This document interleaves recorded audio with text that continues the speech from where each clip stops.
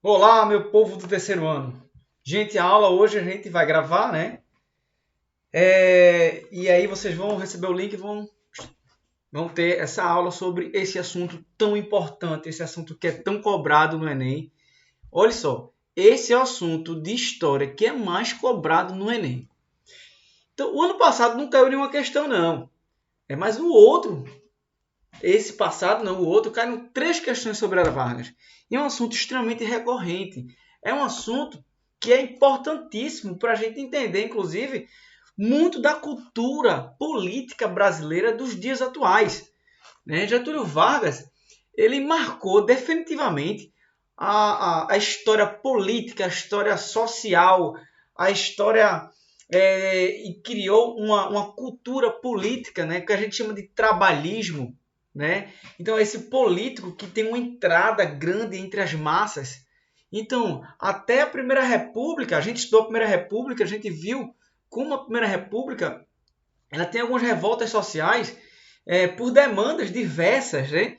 E como todas elas partindo, né, de movimentos sociais, partindo de setores da sociedade civil organizada, elas foram reprimidas e elas não tiveram dentro do governo, dentro dos governos da Primeira República, uma ouvida, né, uma acolhida. Então Getúlio Vargas ele vai ser o político que vai inaugurar um novo modelo político no Brasil, porque ele vai começar a atender os anseios das classes populares, da classe trabalhadora principalmente, né? E vai criar uma sintonia entre o Estado e o povo, de uma maneira extremamente peculiar. Não com muita autonomia para o povo, mas como uma salvaguarda do povo dentro do Estado, certo? E só queria frisar que eu estou hoje com a camisa aqui do Agro, professor, certo? Não recebi dos outros terceiros anos, recebi do Agro do quinto período integrado. Então, um beijo a todos os meus amigos e alunos terceironistas, né? E hoje é a homenagem aqui do Agro, da galera do integrado. Beleza? Quando receber as outras, eu faço, né? Se tiver por aí, pode me dizer que daqui um dia eu vou no Kodai e eu pego, tá? Vamos lá. Vamos entender. Gente, para a gente estudar a Era Vargas, a gente divide, para ficar mais cronológico, para ficar mais organizado, a gente divide a Era Vargas em três etapas. Governo provisório, governo constitucional e o Estado Novo. Em 1930, Getúlio Vargas ele assume o poder no Brasil, a partir de uma revolução, a gente vai ver. E aí, e fica até 1934, de forma provisória, de forma onde ia ter uma eleição, e teve essa eleição em 1934. A gente vai ver que 1934 é um marco, criado uma carta constitucional, uma constituição do Brasil, e até então a mais democrática e a mais inclusiva que existiu dentro da história do Brasil. E a gente vai ver que isso vai desagradar Getúlio Vargas, porque Getúlio Vargas, ele como um homem político do seu tempo, ele dialogava muito com o autoritarismo, dialogava muito com a tendência autoritária nazi-fascista. Tá? Então, 34, 37, você tem o governo constitucional. Vargas foi eleito de forma indireta. Ele foi eleito para um mandato de 4 anos, mas não chegou a completar o mandato porque houve um golpe.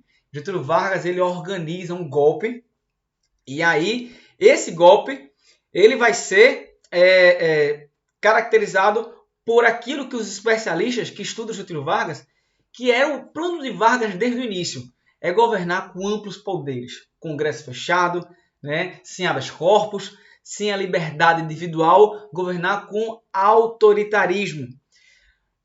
Muita gente confunde a ditadura varguista, que é conhecida como o Estado Novo ou ditadura varguista, com a ditadura militar. E uma das grandes diferenças, gente, entre a ditadura de Vargas e a ditadura militar, que foi 1964 a 85, é que Getúlio Vargas ele não fez uma ditadura com o exército. É uma ditadura policialesca. Então, quem fazia a repressão era a polícia, né? Então, você não tinha aí a forte presença. Vargas não era militar, certo? Ele era civil, Vargas é gaúcho, civil, e foi um político que marcou a história do Brasil por vários sentidos. Como toda aula de história, isso aqui não é um tribunal, não vamos julgar Getúlio Vargas ou o contexto, vamos apenas entender. É para isso que serve a história, é para isso que serve o ensino público e privado, o historiador. Vamos lá. Governo provisório, 1930-32. Crise de sucessão. O que era isso? Crise de sucessão. A gente estudou a Primeira República, a gente viu que na Primeira República existia de forma muito descarada um grande pacto entre as oligarquias. Oligarquias são grupos hegemônicos, dominantes, né? E pensando na Primeira República do Brasil, esse grupo economicamente forte, politicamente forte, hegemônico, era a aristocracia. Aqui do açúcar, do café em São Paulo, do leite lá em Minas Gerais. Né? Então, assim, esses grupos, a palavra oligarquia quer dizer isso, né? Um grupo hegemônico que exerce um poder político, econômico e social. Certo? Então, a Primeira República ficou marcada por isso, né? A República Café com Leite. A República Café com Leite ficou marcada por esse revezamento entre um presidente paulista e um presidente mineiro, um presidente paulista e um presidente mineiro. Foi um grande pacto. A gente viu, né, que como era fácil e como foi usado essa coisa de fraudar as eleições durante a Primeira República.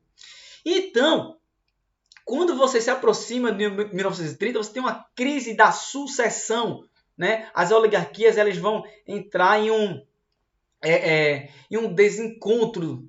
E aí vai ter essa crise. Essa crise ela vai abrir espaço para uma resistência. Vai abrir espaço para uma oposição. Então, dentro dessa crise de sucessão, vai existir,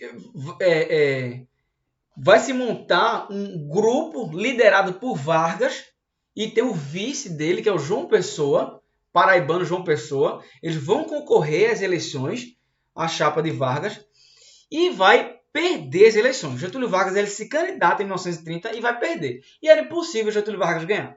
Porque as eleições na Primeira República era um jogo de carta marcada, né? Já sabia-se quem ia ser. Então, por mais que houvesse, né,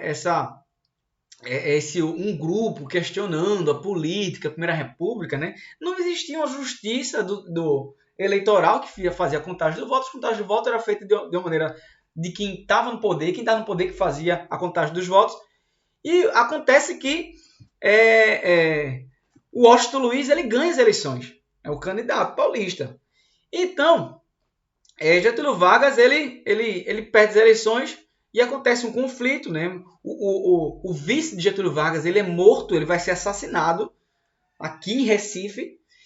E aí vai começar lá na Paraíba, vai começar a ter um movimento de revolta contra esse modelo político, né? Tomando o início disso tudo foi a morte do vice de Getúlio Vargas. Então, esse movimento começa a crescer, começa a se arregimentar, começa a ganhar a adesão, principalmente de uma ala dissidente. O que é uma ala dissidente da oligarquia? Uma ala que não estava mais em acordo com esse grande pacto que existia na política nacional. Junto com isso, setores das classes urbanas, profissionais liberais, como engenheiros, professores, jornalistas. Junto com isso, e guarda essa palavra, os tenentes. Quem eram os tenentes? São jovens oficiais do Exército que, não sei se você lembra, a gente estudou quando a gente estava no CODE ainda, né? Existiram vários movimentos tenentistas.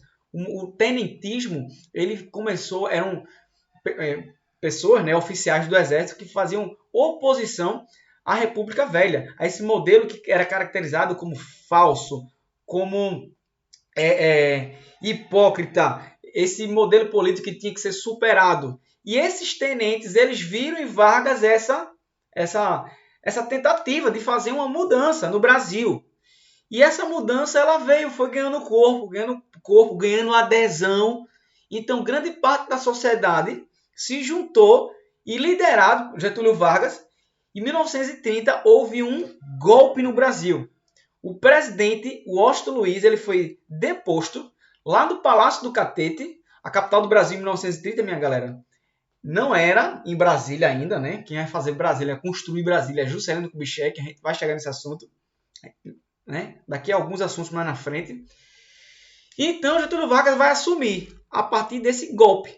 E do seu lado, os tenentes, e do seu lado, as aspirações das classes urbanas que não tinham espaço, não tinham voz, não tinham vez dentro da conjuntura do modelo da república oligárquica, da república café com leite, certo? Então a gente pode dizer que foi uma derrota política da oligarquia, desses grupos que comandavam, esses grupos de latifundiários, de donos proprietários de terras, que comandavam o Brasil. Comandavam literalmente, minha gente. Então, Getúlio Vargas assume. E aí, vamos refletir sobre uma coisa aqui. Durante muito tempo, a historiografia que eu falo são os pesquisadores de história, eles falaram que isso aqui foi uma revolução de 1930. E até hoje você escuta, sabe? Alguns historiadores e tal falar que em 1930 houve uma revolução e acabou com a República Velha e tal, implantou um novo modelo político no Brasil. Isso tem que ser questionado, sabe? Por quê? O que é uma revolução, minha galera? Revolução é uma mudança brusca. A revolução é uma virada de página. Sai de uma coisa e entra em outra. É uma mudança em vários setores que você possa imaginar da sociedade, daquilo que você está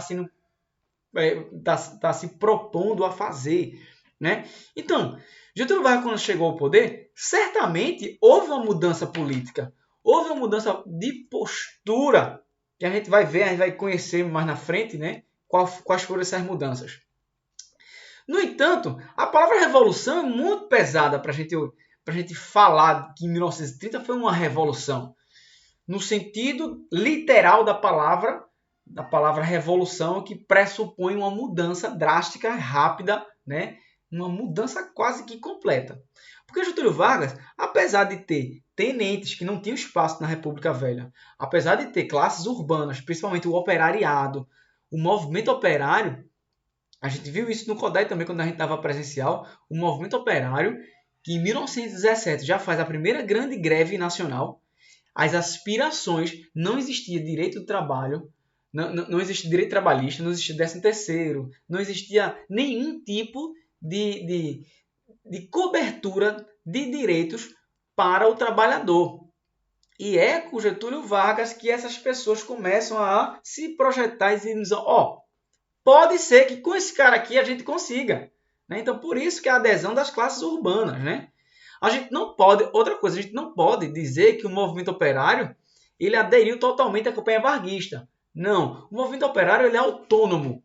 Né? Getúlio Vargas ele tenta cooptar. Diz, vem cá que comigo vocês vão ter direitos. Né? Mas o movimento operário ele é operário, ele não se define por um político ou por outro. Né? É o movimento da classe trabalhadora. E é muito diversificado, é muito amplo para a gente identificar todo o movimento operário em uma pessoa só. Tá certo? É como se a gente dissesse que todos os operários apoiaram Lula, porque era operário, né? Não, nem todos os operários apoiaram Lula. Nem todos os militares apoiaram Bolsonaro, né? A gente não pode envolver um movimento grande na figura de uma pessoa. Vargas tentou fazer isso. Se projetar como pai da nação, né? É uma estratégia de campanha. A gente vai ver muito bem definida no Estado Novo. Mas né, a gente não pode dizer que o movimento operário ele ficou exclusivamente à mercê da política varguista. Teve ganhos e teve aproximações imensas, a gente vai ver. Mas a gente tem que saber dividir as coisas, né? Vargas não representava o movimento operário que vinha sendo construído no Brasil desde o final do século XIX. Tá? O fato é que houve uma derrota dessa política oligárquica e esse governo diferente, sim. Mas um diferente bota assim entre aspas. Por exemplo, essa oligarquia dissidente que eu disse a vocês que apoiaram Getúlio Vargas, ela vai dizer assim, Vargas, a gente produz café, a gente te apoiou para a gente acabar com aquilo ali. E agora, como é que vai ficar? Aí Vargas fez, venha para cá. Venha para cá que vocês vão estar do meu lado. E quem está do meu lado não sofre. O Getúlio Vargas ele começou a comprar o café que estava em crise e queimar esse café. Que era para garantir o lucro dessa oligarquia cafeeira. Getúlio Vargas ele começa a incentivar indústrias e começar a fazer as primeiras legislações sociais, trabalhistas. Então a gente pode dizer que Vargas, dentro já no período já do governo provisório, ele agrega a velha política de valorização do café. Ele é a primeira vez, e anota aí, a primeira vez que o Estado brasileiro começa a se propor a investir na indústria. É uma marca do governo Vargas também. A modernização a partir do investimento, não mais privado, mas o Estado investindo na indústria. Incentivo na indústria, uma atenção antes que inexistente que existia a classe trabalhadora. Então, perceba como Vargas ele é inteligente.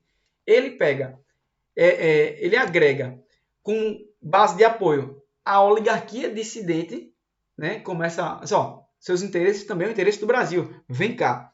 Então, começa a investir em indústria. Isso dá conta do apoio dele nas classes médias urbanas. E ele começa a dar uma atenção à classe trabalhadora que antes não existia. Ou seja, vários segmentos da sociedade vão ter em Vargas uma base e um farol e uma perspectiva de melhora, de dizer assim, o Estado está comigo, está conosco. Percebem? Então Vargas é muito habilidoso. É um dos políticos mais habilidosos, gente, da história do Brasil. Não é fácil traduzir Vargas, porque ele caminha em vários lugares, certo? Vamos lá. Então, foi assim que foi montado. Todo governo tem que ter uma base de apoio. Não tem como. Né? Novamente, voltando para o presente. Né? A história não está só no passado, a história faz parte do presente também. Né? E ajuda muito a gente a entender o presente. Por exemplo, hoje você tem um militar, né, da reserva, aposentado, como presidente da República. O Jair Messias Bolsonaro. Então, quem é a base de apoio de Bolsonaro? É o operariado, é o trabalhador. Assim, as centrais sindicais, vamos dizer assim, as centrais sindicais, não é. A base de Bolsonaro é a igreja, a base sem julgamento, tá? É a igreja, é o exército. Né? Então, são setores mais conservadores. Então, todo governo ele precisa de uma base de apoio. É assim, na política ninguém governa só. Até uma ditadura, ele precisa de uma base de apoio eficiente. Né? Numa ditadura é mais fácil você controlar isso porque você tem a repressão. Né? Você tem fim da liberdade e aí legitima a repressão. Mas, aqui em 1930, a gente está falando de uma democracia. Não é uma democracia como a gente tem hoje, né? Porque algumas variáveis não existiam, como, por exemplo, o voto feminino, o voto secreto. É uma coisa que vai ser conquistada nesse período. Tá? Então, você tem Getúlio Vargas com essa base de apoio. Certo? Quando eu me candidato, ou qualquer pessoa se candidata, ele vai procurar o voto da maioria, obviamente, para se eleger, mas existe aquelas segmentos da sociedade que tem a base de apoio. Certo? Por exemplo, diferentemente, só para a gente entender essa questão, diferentemente de Bolsonaro, a base de apoio do Lula ficava nas centrais sindicais, ficava no movimento negro. Né? Então, são segmentos de sociedade diferentes porque a ideologia é diferente. Certo? Então, você tem, quando esse governo assume, e assim, é um movimento mesmo que vai para a rua e depõe o Washington Luiz e coloca Getúlio Vargas no poder. É um golpe. Né? É um golpe que foi chamado durante muito tempo pela historiografia de revolução. E foi uma mudança. Mas não uma revolução nos parâmetros de uma revolução francesa, por exemplo. Você acaba com o absolutismo. Né? Vira a página, acabou. Não existe mais absolutismo depois da Revolução Francesa. Né?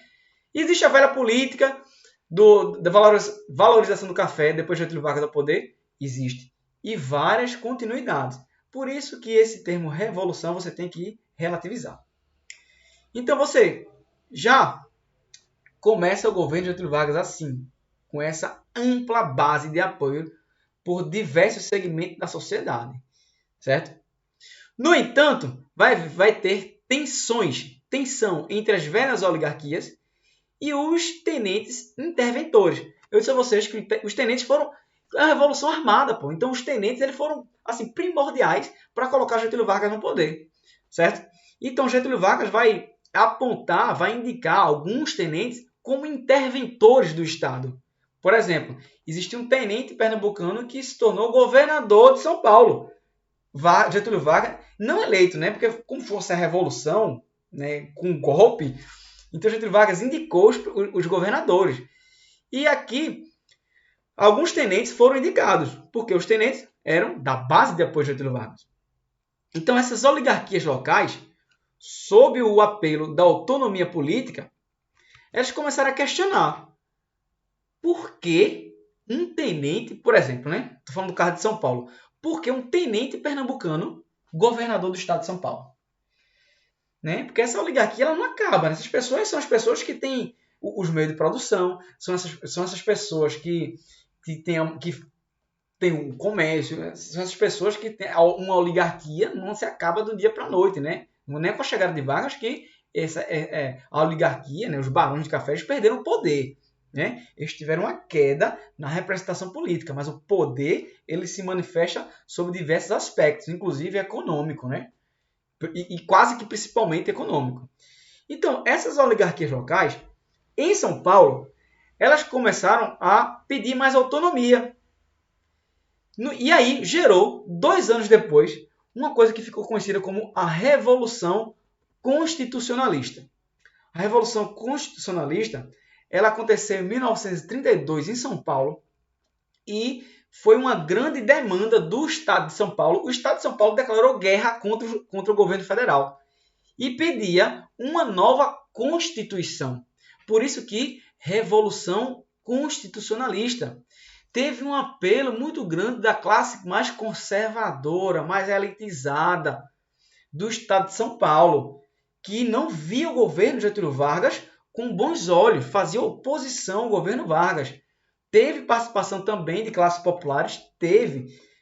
No frigir dos ovos foi o Estado de São Paulo contra o governo federal representado por Getúlio Vargas.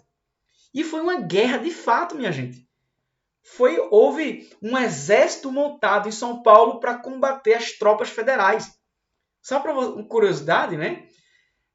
A mobilização foi tão grande dos paulistas que diziam que iam salvar o Brasil das garras de Getúlio Vargas. Né? Isso era uma coisa que se lia nos jornais das épocas. Tem muitos trabalhos acadêmicos que falam sobre isso. Né? Teve uma participação muito intensa, por exemplo, de mulheres que doavam suas alianças para serem derretidas, para reverter em armas e em outros insumos para combater o governo Vargas. Teve cartazes em que a figura do bandeirante, né, o grande símbolo paulista, né, o bandeirante lá do período minerador, que se tornou um grande símbolo paulista, né, um bandeirante de São Paulo, né, aí tem um cartaz, uma questão caiu do Enem, né, segurando um bonequinho assim, parecido com esse aqui, ó, um bonequinho de Vargas assim, na cabeça. Era tipo assim, é o Estado de São Paulo contra Getúlio Vargas. A gente quer uma nova Constituição, a gente não concorda com o governo Vargas. Certo? Outra curiosidade é que Juscelino Kubitschek, ex-presidente do Brasil, né, nesse momento ele era médico, ele vai participar da Revolução Constitucionalista, né, do lado das tropas federais, como médico. Outra curiosidade, né, Luiz Gonzaga, o rei do Baião, né, o cantor pernambucano, ele participa dessa revolução como bem novinho. Ele estava no exército, ele foi enviado para a Revolução Constitucionalista. Né? Então foi uma revolta do Estado de São Paulo contra o governo federal. Que no final das contas, o governo federal ele ganha, ele abafa a Revolução Constitucionalista. Né? No entanto, durou alguns meses. Né? Foi guerra mesmo, de rua. No entanto, os paulistas, mesmo derrotados, eles pressionaram o governo. E aí, em 1933, em 1932, começou, né, um movimento que desencadeou em 1933 e vai se efetivar em 1934, um movimento de elaboração de uma nova Constituição, que era uma demanda paulista. Né? Então, os paulistas eles não conseguiram derrotar o governo federal, não conseguiram depor Getúlio Vargas, mas eles forçaram o governo a elaborar uma nova Constituição. E também são características, né, desse governo provisório ainda, de 30 a 34, tem 32 aqui, mas até 34, tá? Grande trunfo de Vargas em seu primeiro mandato foi a atenção dada aos trabalhadores. O Partido Comunista Brasileiro nessa época foi posto à ilegalidade. Vargas não dialogava com o comunismo, né? Getúlio Vargas ele se colocava como um anticomunista, inclusive, né? E outra coisa que a gente vai ver aqui é a polarização que vai existir nesse período no mundo. A década de 30 é a década da ascensão do nazifascismo. Nossa aula passada, né? As práticas, os modelos de governo nazifascista, eles estão em ascensão, eles estão em alta. Nesse mesmo tempo também, a década de 30 é muito complexa nesse sentido político, né? Porque você tem a ascensão do nazifascismo, do outro lado você tem a União Soviética comunista, né? Como aquele grande país, aquela grande ditadura comunista, certo? Então você vai ter essas polarizações que vão se espalhar para o mundo, né? Aqui no Brasil você tem a influência sim do nazifascismo e também tem a influência da União Soviética, né? É representada aqui pelo Partido Comunista Brasileiro. Vargas criou, em 1932, a Lei de Sindicalização, que foi um avanço muito grande para o movimento operário. Pela primeira vez, você vai ter o direito de criar um órgão em defesa de uma categoria. Tipo, eu faço parte do Sindicato dos Professores Universitários Federais, a do FERP. Né? Lá é o Sindicato dos Professores do CODAI e da Rural. A categoria de professor da Rural e da Federal, ela é representada no órgão que tem legalidade para representar os trabalhadores. Essa coisa de sindicato para defender a categoria, que é uma coisa muito importante e existe em qualquer país que tenha democracia, essa ideia de sindicalização ela surge com Getúlio Vargas. Agora percebam, surge com Getúlio Vargas no chamado de sindicatos ministeriais. Como é que é isso? A partir de 1932, vai poder criar sindicatos. Mas esses sindicatos ele tem que ter a autorização do Estado brasileiro para ele funcionar. Então, Getúlio Vargas olhava assim para os sindicatos. Esse sindicato ele pode funcionar. Esse não. Por quê? Esse não está de acordo com as ideias do Estado. Né? O que é uma coisa que limitou a autonomia do trabalhador, da classe trabalhadora. Getúlio Vargas ele dá com a mão, mas segura. Tipo assim, é do jeito que eu quero. Se não for do jeito que eu quero, não rola, não funciona. Certo? Em 1931, Getúlio Vargas derruba a Constituição vigente. A Constituição vigente, qual era? A de 1891, a que estava em vigor. Certo? Lá atrás, nos primeiros anos da República Brasileira, foi feita essa Constituição. Getúlio Vargas derruba a Constituição, ele põe o fim a essa Constituição e começa a governar por decretos. Certo? E isso também é um dos motivos que vai desencadear as revoltas de São Paulo. Né? Aqui, né? Paulista, as armas, aquilo que a gente falou, né, da Revolução Constitucionalista. Né? O movimento contou com amplo apoio dos mais diversos segmentos das camadas médias paulistas. A revolta para mais autonomia dos estados de São Paulo fracassou, como eu disse, mas forçou Getúlio a criar uma nova Constituição. A Constituição de 1934 ela passou 8 meses, né, sendo debatida, discutida. A gente pode dizer que essa Constituição de 34 ela tem a característica de ser promulgada. Ela foi votada, ela foi debatida, ela foi feita de uma maneira democrática. Então, promulgada. Né? Então, é uma lei de regime de promulga democrática. Massa? E tem algumas conquistas, gente. Olha só, algumas conquistas vão vir, né? E a história também é muito legal para você entender isso, né? Por exemplo, Getúlio Vargas, ele deu o voto feminino. Ele deu ao Brasil a lei de sindicalização. Durante muito tempo, foi isso que o governo Vargas ele quis passar. E durante muito tempo a gente comprou essa ideia, que foi Getúlio Vargas, o grande pai da nação, que criou a lei de sindicalização, que deu ao trabalhador o seu direito de se representar, deu à mulher o voto feminino. Essas coisas foram conquistadas, que faz total diferença, né? os movimentos operários por leis trabalhistas, por lei de sindicalização, eles existiam no Brasil desde o final do século XIX. É um movimento que vinha sendo construído entre os trabalhadores do Brasil. Foi com Getúlio Vargas que foi aprovado. Então, o mérito ele tem que ser dividido. Foi uma pressão popular, uma construção, uma ampliação da democracia. Ter um meio de se sindicalizar, se fazer representar no órgão de classe. Mesmo jeito as mulheres. Você acha que caiu do céu foi o voto feminino? Sabe aquela música de Rita Lee, né? Sou Pagu, indignada no palanque. Gente, Pagu foi uma grande feminista brasileira, uma grande mulher, indignada no palanque, como diria Rita Lee. Né? Sou rainha do meu tanque, sou Pagu indignada no palanque. A mulher é o que ela quer. Rita Lee quer dizer isso, né?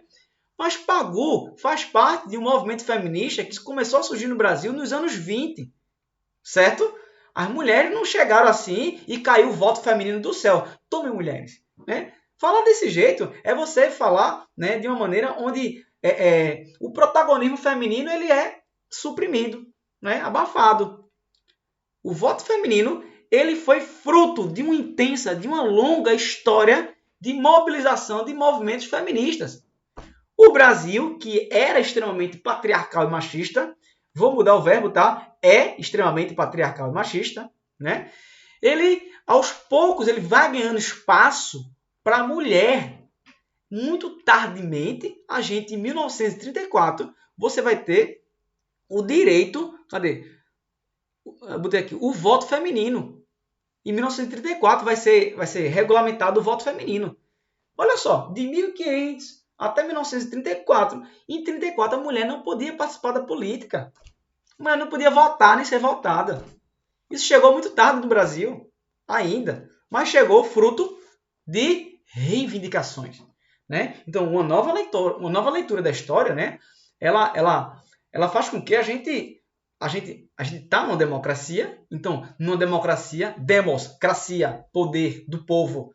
Numa democracia pressupõe a liberdade, o poder do povo e tal. Então, a gente, historiador, numa democracia, a gente olha para o contexto histórico a partir das pessoas. Para a gente dar voz e vez às pessoas. Né?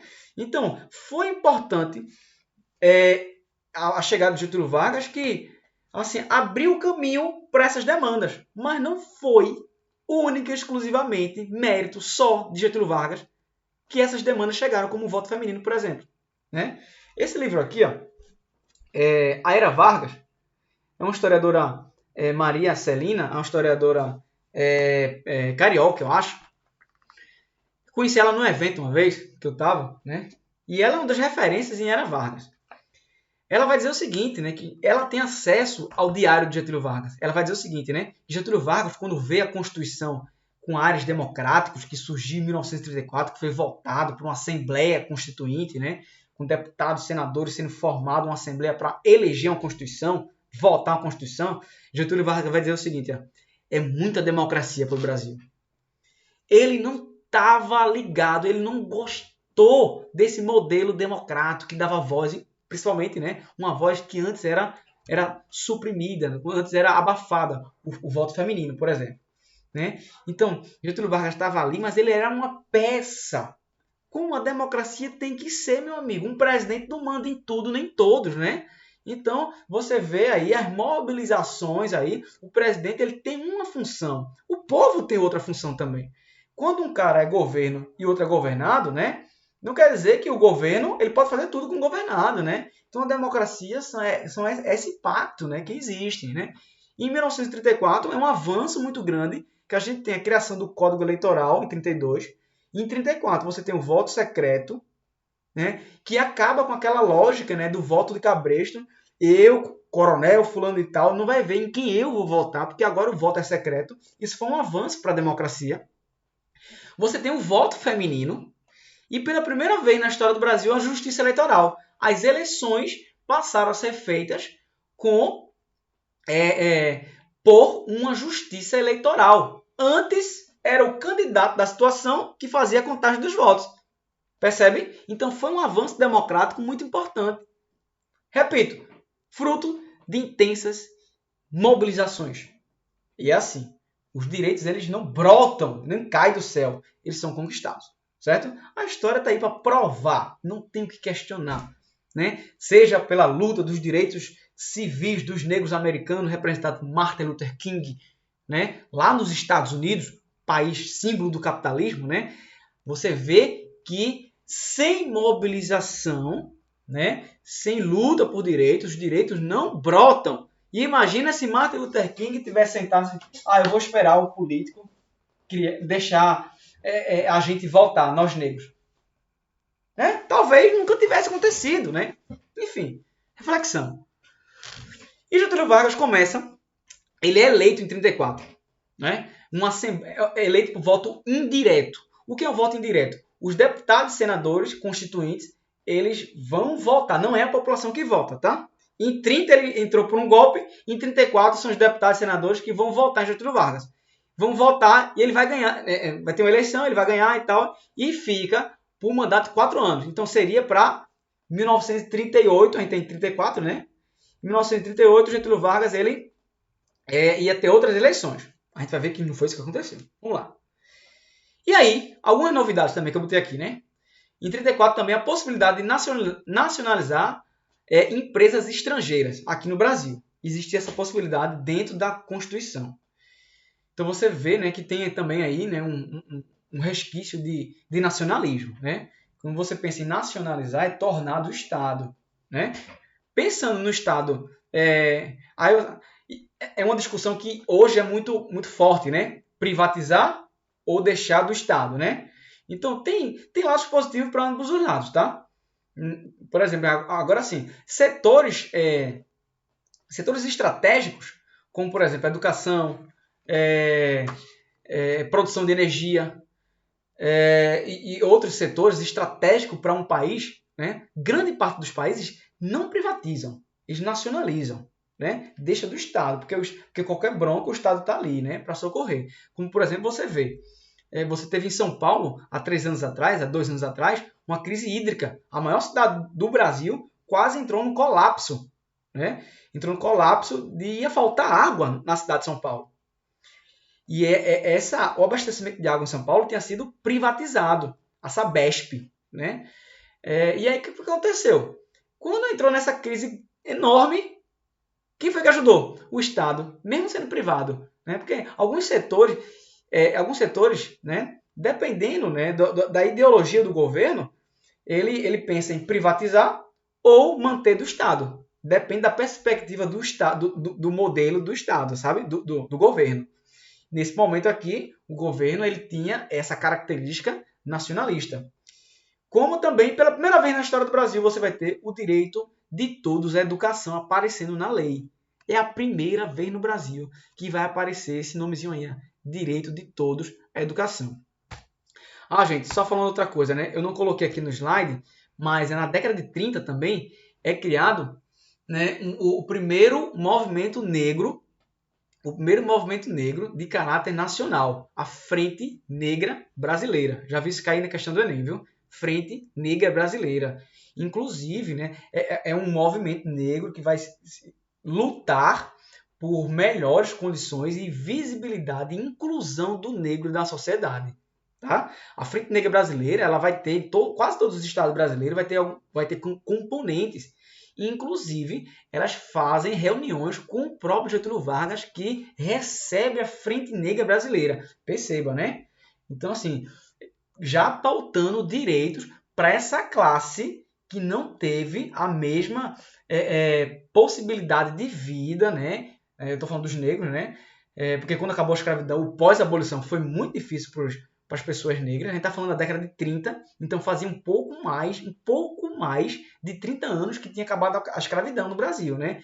E aí, né, a população negra também estava atrás dessa cidadania, que estava sendo negada, certo? Nesse governo constitucional, você tem essa polarização entre o nazifascismo e o comunismo, né, representado pela União Soviética. ela vai ter representantes aqui no Brasil. Então vai ter a Ação Integralista Brasileira, que vai ser um grupo fascista, né? Vai apoiar e vai dizer assim, o fascismo é bom, vamos implementar o fascismo no Brasil. Eles defendiam a implementação do Estado fascista no Brasil. Do outro lado, você tinha a Aliança Nacional Libertadora, que tinha ligações com a União Soviética, que imaginava que o Brasil, né, defendia a possibilidade do Brasil virar um país comunista. Essa polarização, ela, nessa década de 30, ela vai estar no mundo inteiro, né? E dentro dela ali a democracia, né? A democracia ela resiste, né? Ela está também com possibilidade de regime de governo, tá? Mas essas polarizações elas existiram. E em 1934, o governo constitucional, a ANL, ela vai promover uma tentativa de golpe, o que a historiografia chamou de intentona comunista. Vai ter um tenente chamado Luiz Carlos Prestes, que vai aderir ao comunismo, e ele vai... tem um filme ótimo falando sobre isso, né? Chama-se Olga. É um livro e tem um filme, Olga. Então, Olga vai ser, né, uma soviética treinada pela União Soviética, pela ditadura comunista da União Soviética, que vai vir aqui no Brasil junto com Luiz Carlos Prestes para tentar fazer uma revolução socialista no Brasil. Gente, isso é em 1935, a intentona comunista. Anota aí, não botei aqui não. Intentona comunista. Luiz Carlos Prestes, ele vai achar que os militares vão aderir à ideia dele, né, e vão dar um golpe e depor Vargas e transformar o país num país comunista. Só que o movimento liderado por Luiz Carlos Prestes vai ser um fracasso total. Total. Você não vai ter adesão de quase ninguém. Você tem alguns centros do Exército, como em Natal, em Pernambuco e no Rio de Janeiro, que vão ser poucas dezenas de militares que vão sair na rua para tentar dar um golpe, né? E aí Getúlio Vargas soube disso com antecedência, abafou, prendeu, né, os envolvidos. Getúlio Vargas vai prender Luiz Carlos Prestes. Olga Benário, que vai estar aqui, ela é judia e comunista, né?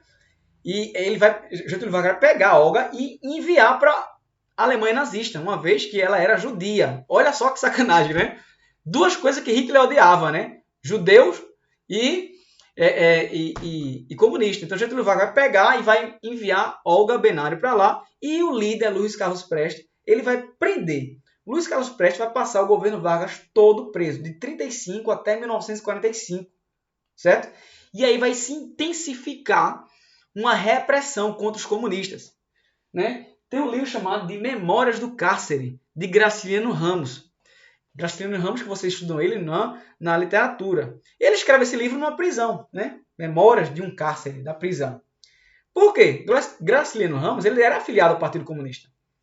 E quem era do Partido Comunista houve muito fortemente essa repressão do governo Vargas. Beleza? E quanto à Ação Integralista Brasileira, ele tinha tipo um namorinho com Getúlio Vargas. Defendia um Estado forte, autoritário, e Vargas estava se construindo, né, como esse representante forte, autoritário. Só que quando chega, a gente vai ver quando chega a ditadura varguista, né, os integralistas vão rodar, né? Vou explicar. Getúlio Vargas ele conseguiu anular a nova eleição presidencial. E aí essa intentona comunista foi bom para Vargas, porque quando chega em 1937, Getúlio Vargas ele vai elaborar, dentro dos meios de comunicação, um plano chamado de Plano Cohen. Ele vai dizer que existe um grande plano no Brasil para transformar o Brasil num país comunista. Olha o que aconteceu em 1935. Luiz Carlos Prestes estava tentando fazer o Brasil se tornar comunista. Foi um fracasso. Poucas dezenas de pessoas saíram na rua. Foi um fiasco total. Não passou nem perto de ter uma revolução comunista em 1935. Em 1937, Vargas vai apelar para esse sentimento anticomunista, que existia Partido Comunista no Brasil, existia pessoas que aderiam ao comunismo no Brasil, existia. O comunismo era uma realidade na União Soviética? Era. Mas a participação, o número de pessoas que aderiam ao comunismo no Brasil era irrisório. Mas Getúlio conseguiu convencer a opinião pública brasileira que existia um plano comunista para depor ele no poder e acabar com o governo dele e implantar o comunismo. E associado a isso, né, a defesa à família, porque a ideia de comunismo, né, ele aniquilaria a sua família, acabaria com toda a sua propriedade privada, né? Então você tem esse movimento que ficou conhecido como Plano Cohen. E aí Getúlio Vargas disse o seguinte, ó, se eu não fizer nada, o Brasil vai virar um país comunista. E aí a opinião pública cedeu. Meu Deus, vai virar comunista o Brasil, né? Isso se soube de tempos depois, analisando os documentos, que foi criado pelo próprio governo Vargas, essa mentira, né, de que existia esse grande plano para implementar o comunismo no Brasil. Isso ganhou o nome de Plano Cohen depois, tá? E aí, o que acontece? Em 1937, um ano antes das eleições, no ano da eleição, que seria escolhido o novo presidente do Brasil, Getúlio Vargas, ele, com uma maneira de defender a família, defender a nação brasileira do comunismo, defender, né, o seu povo do comunismo, né? Isso, gente, eu estou falando essas palavras, mas essas palavras eram usadas nos jornais da época, tá? Tem várias obras, né? Vários historiadores que falam sobre isso. E aí Getúlio Vargas ele dá um golpe, fecha o Congresso Nacional e começa a governar com amplos poderes. Estava em curso a ditadura do Estado Novo, porque ele assim chamou. Agora vamos viver num novo Estado. Bem-vindos ao Estado Novo brasileiro. Aí ficou esse termo, né? Como a ditadura varguista ou Estado Novo, de 1937 a 45, que é o nosso próximo assunto da próxima aula. Beleza?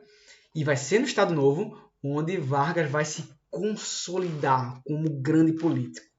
Porque ele vai ter amplos poderes. Ele vai concentrar todos os poderes na mão dele. Vai acabar com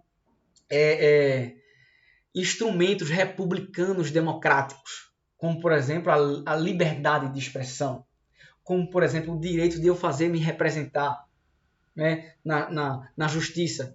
Uma ditadura é isso, né? Professor, Getúlio Vargas era um ditador, perseguiu o comunismo, então ele era da direita. É muito particular Getúlio Vargas. É muito difícil de enquadrar ele. Ele tinha características fascistas. Inclusive, a gente vai ver na próxima aula que a Constituição aprovada por Getúlio Vargas, no Estado Novo, é conhecida como a Constituição Polaca, que se espelhou numa Constituição fascista da Europa. Tá? Mas a gente não pode dizer que Getúlio Vargas foi fascista. Saca como é? Ele tem fortes características fascistas. Ele mantém um governo autoritário no Brasil, não totalitário. Um governo autoritário com ideias que se aproximam do nazifascismo. A gente vai estudar isso na próxima aula, certo? Então é isso, minha gente. Governo Vargas, façam suas anotações, tá? Façam seus mapas mentais sobre essas duas etapas que a gente viu hoje. Governo provisório e governo constitucional. A próxima aula só sobre o Estado Novo, né? E o fim desse período de 15 anos de Getúlio Vargas no poder. Tá certo? Tchau para vocês e até a próxima aula.